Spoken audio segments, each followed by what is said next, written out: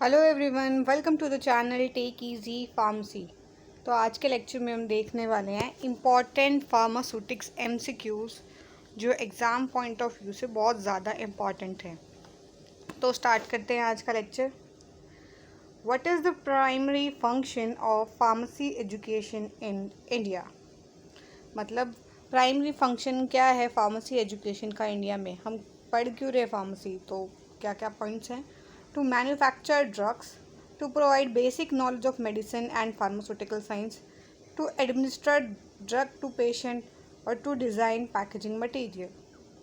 तो क्या है कि क्या क्या ऑप्शन है कि हम पता कर सके कि ड्रग्स को बनाते कैसे हैं, या फिर हमने बेसिक नॉलेज को इम्प्रूव कर सके मेडिसिन के बारे में और फार्मास्यूटिकल साइंस के बारे में, या फिर उस ड्रग को कैसे हम एडमिनिस्टर कर सकते हैं और उसकी पैकेजिंग के बारे में।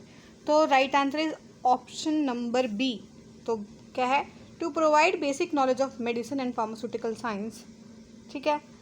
Pharmacy education in India aims to equip students with the necessary knowledge and skills to work in pharmaceutical science including drug formulation, quality control and patient care।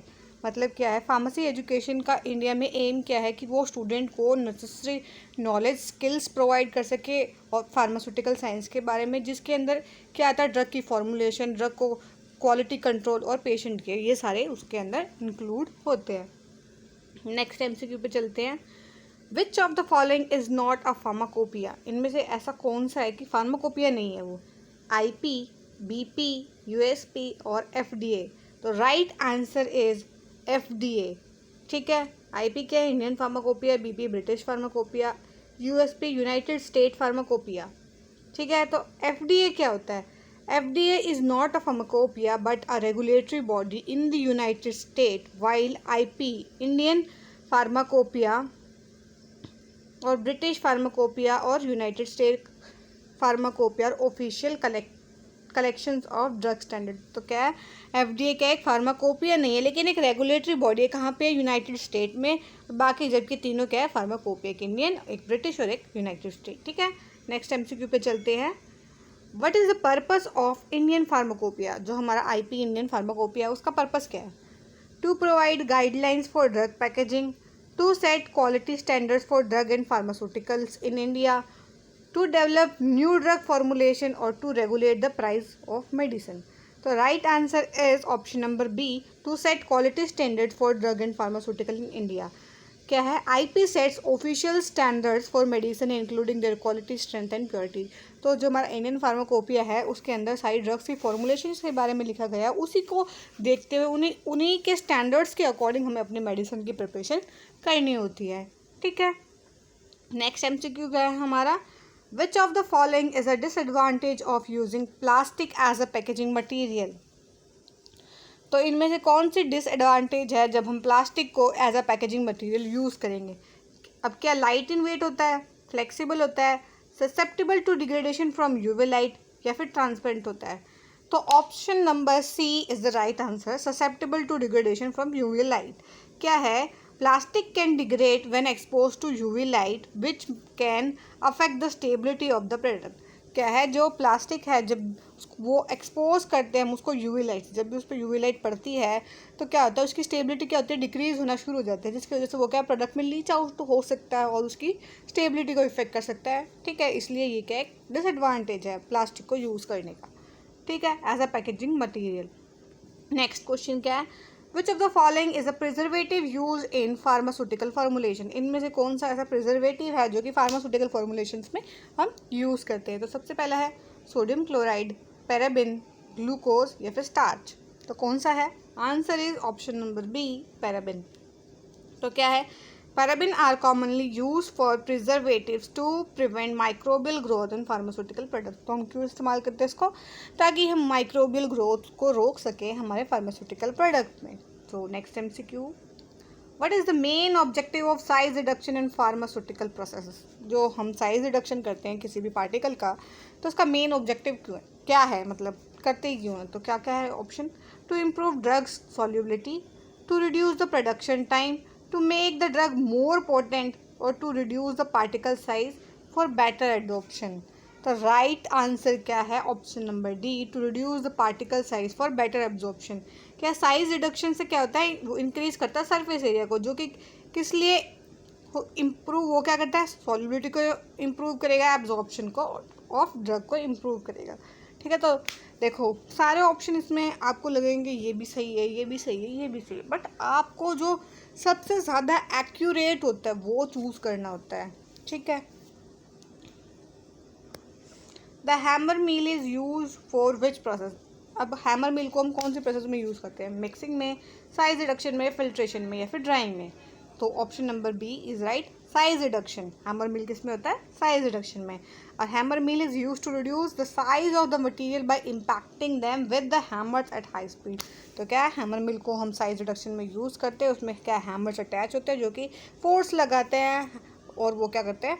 High speed पर rotate करते हैं। ठीक है, next, which of the following is not a method of mixing powders?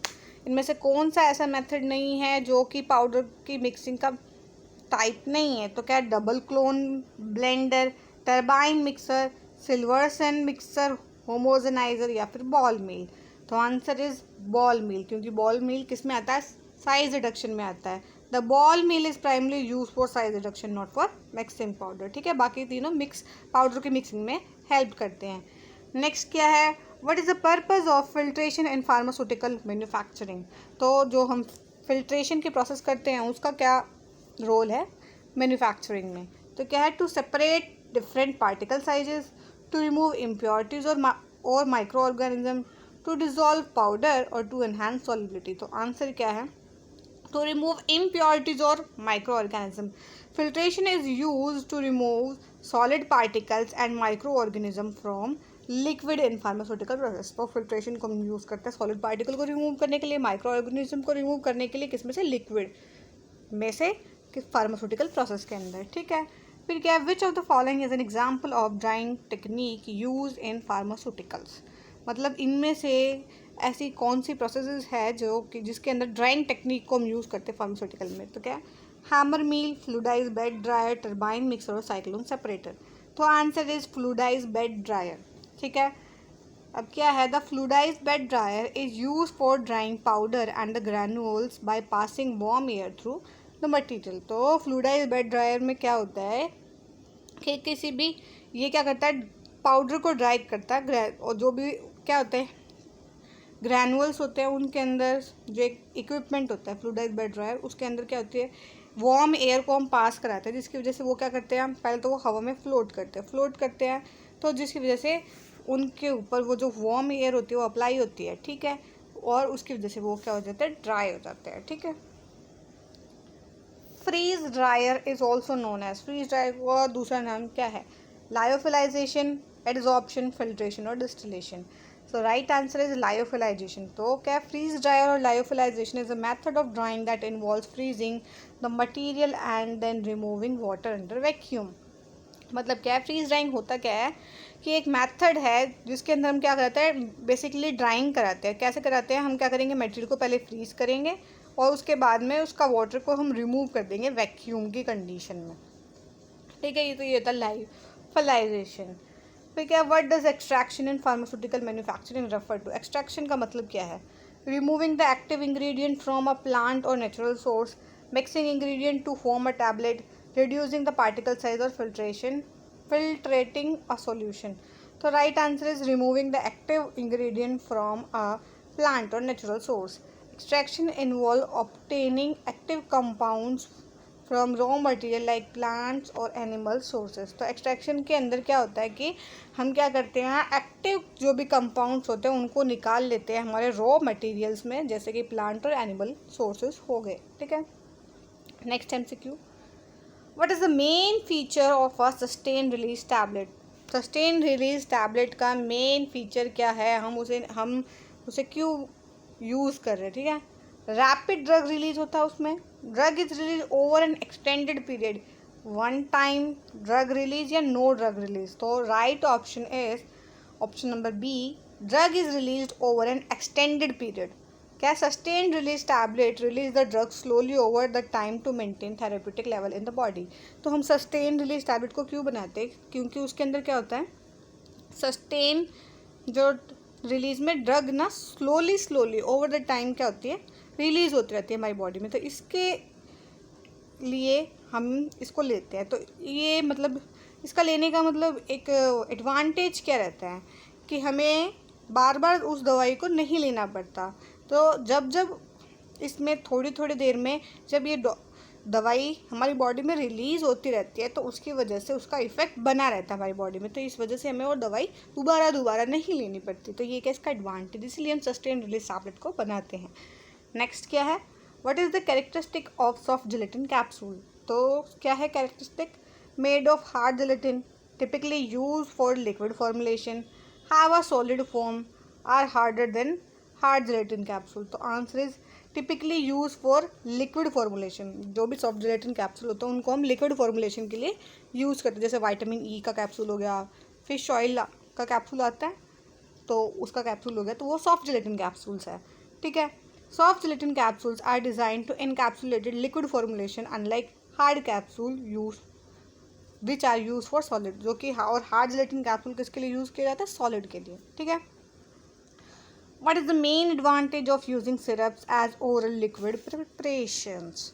मतलब main advantage क्या है syrups का हम एज ओरल लिक्विड प्रिपरेशन। तो देख लेते हैं।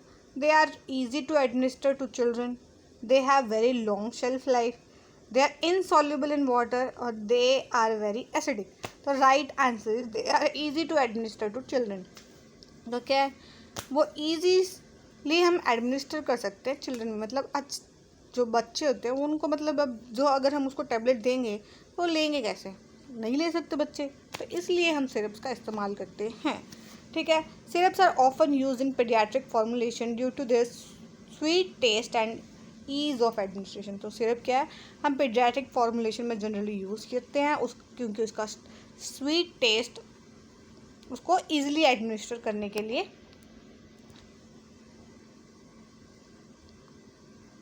नेक्स्ट है, which of the following is a characteristic of ointment. तो ऑइंटमेंट में की क्या कैरेक्टरिस्टिक है, इसमें से वाटर बेस होता है, यूज फॉर ओरल एडमिनिस्ट्रेशन होता है, semi solid preparation for external use होता है, या फिर इंजेक्टेबल फोम होता है। तो आंसर है सेमी सॉलिड प्रिपरेशन होती है फॉर एक्सटर्नल यूज। हम इसको एक्सटर्नली यूज़ करते हैं, टॉपिकली अप्लाई करते हैं। ठीक है, ointment are use topically and are design for external application. तो क्या टॉपिकली इसको हम क्या करते हैं, अप्लाई करते हैं, एक्सटर्नल यूज़ के लिए होती है। बहुत सारी ऑइंटमेंट आती है हमारी। ठीक है, जैसे डिक्लोफेनाक के वो तो जेल है, डिक्लोफेनाक ऑइंटमेंट्स। ठीक है, तो बहुत सारी आपकी मार्केट में अवेलेबल है। और इसकी कंसिस्टेंसी क्या होती है, ज़्यादा लिक्विड ही नहीं होती, वाटरी नहीं होती। ठीक है, तो सेमी सॉलिड फॉर्म के अंदर होती है। ठीक है, which type of preparation is used for localized treatment of nasal passages। तो इसमें से कौन से प्रिपरेशन है जिसको हम यूज़ कर सकते हैं localize treatment of nasal passages में। ठीक है, सिरप्स, सपोजिटरीज, नेजल प्रिपरेशन और tablets. Answer is nasal preparation. Nasal preparation are specifically formulated for use in the nasal cavity. जो नेजल प्रिपरेशन है उसको हम स्पेशली बनाते ही क्यों है, ताकि हम उसको नेजल कैविटी के अंदर इस्तेमाल कर सकें। ठीक है, effervescent powders are typically use for which purpose. जो हमारी एफरवेसेंट टैबलेट आती है जिसको हम डिज़ोल्व करते हैं वाटर के अंदर। ठीक है, तो उनका बेसिकली क्या काम होता है। ठीक है, तो क्या, to provide a dry form of medication, to aid in dissolving and improving the taste, to be applied to the skin और टू प्रिजर्व द ड्रग। तो आंसर है to aid in dissolving and improve the taste. Effervescent powder dissolve rapidly in water and help to improve the taste of certain drugs। तो effervescent powder क्या होता है, rapidly dissolve हो जाता है water में और उसके टेस्ट को भी इम्प्रूव करता है कुछ ड्रग्स के। जैसे effervescent में हम ले लेते इनो, मान लो वो effervescent होता है। जब भी हम उसको वाटर में डिजॉल्व करते हैं तो क्या है, कुछ उसके अंदर झाग से बनते हैं। ठीक है, गैस टाइप, उसको हमें जल्दी से कंज्यूम भी करना होता है। ठीक है, What is the function of a sterile formulation in the pharmaceutical industry। अब क्या स्टीराइल फॉर्मुलेशन के क्या फंक्शन है फार्मास्यूटिकल इंडस्ट्री में। तो सबसे पहले to treat external wound, to be free from microorganism, to improve drug stability, to add colour and flavour to drugs. तो answer is to be free from micro organism.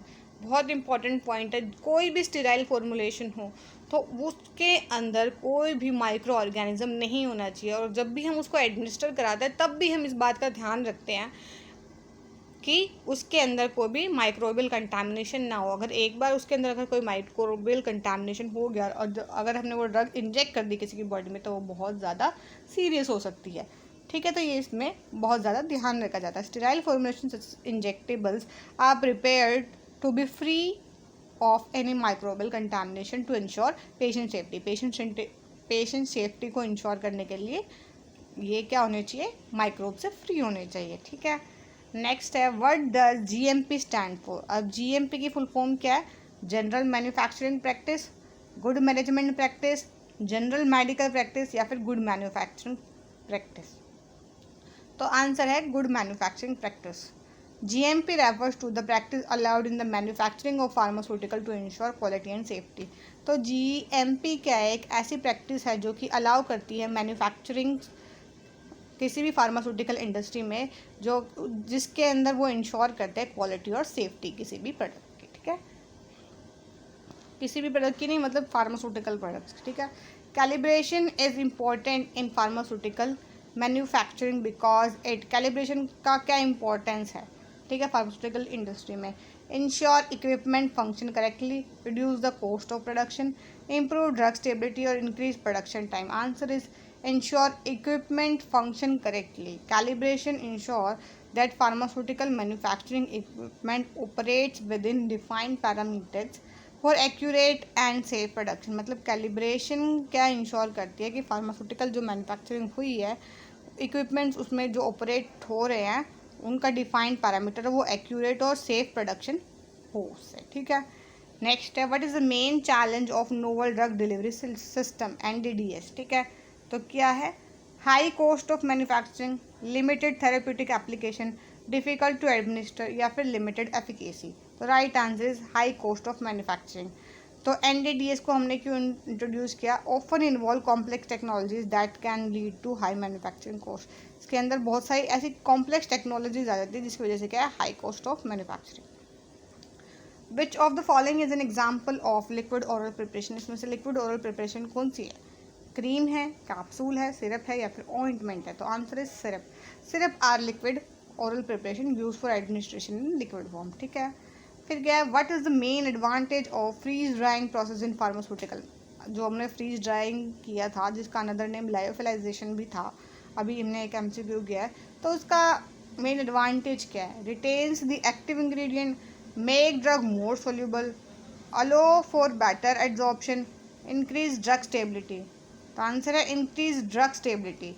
ठीक है, freeze drying help maintain the stability and potency of drug specially those that are sensitive to heat and moisture. मतलब क्या, freeze drawing को हम इसलिए use करते हैं क्योंकि वो ड्रग की स्टेबिलिटी को मेंटेन करके रखती है, पोटेंसी को भी मेंटेन करके रखती है, और कुछ ऐसी ड्रग होती है जो कि हीट सेंसिटिव होती है और मॉइस्चर सेंसिटिव होती है, तो उनको इस प्रोसेस से हम इजीली क्या उसका मॉइस्चर रिड्यूस करा सकते हैं। ठीक है, लास्ट MCQ आज के लेक्चर का, बाकी के 25 MCQs हम नेक्स्ट लेक्चर में कवर करेंगे। ठीक है, what is the primary use of rubber in packaging material. जो हम रबर है उसका प्राइमरी यूज़ क्या है पैकेजिंग मटेरियल में, for making syrups, to make tablets, as a sealant for vials and bottles, और टू स्टोर सॉलिड ड्रग्स।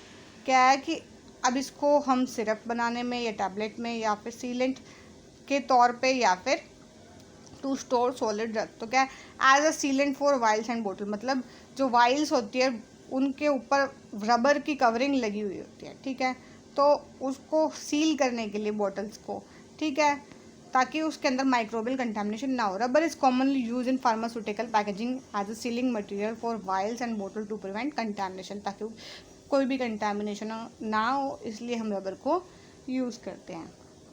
ठीक है, तो ये तो हो गए हमारे MCQs। नेक्स्ट लेक्चर में हम बाकी के MCQs कवर कर लेंगे। ठीक है, अगर आई होप आपको आज का लेक्चर पसंद आया हो। अगर आपको हमारा लेक्चर पसंद आए तो please like share and subscribe ज़रूर कीजिएगा, और बेल आइकन को ज़रूर से प्रेस कीजिएगा ताकि आपको हमारी वीडियोज़ की सारी नोटिफिकेशन टाइम टू टाइम मिलती रहे। अगर आपकी कोई क्वेरी है तो प्लीज़ कमेंट सेक्शन में ज़रूर से कमेंट कीजिएगा। And thanks for watching.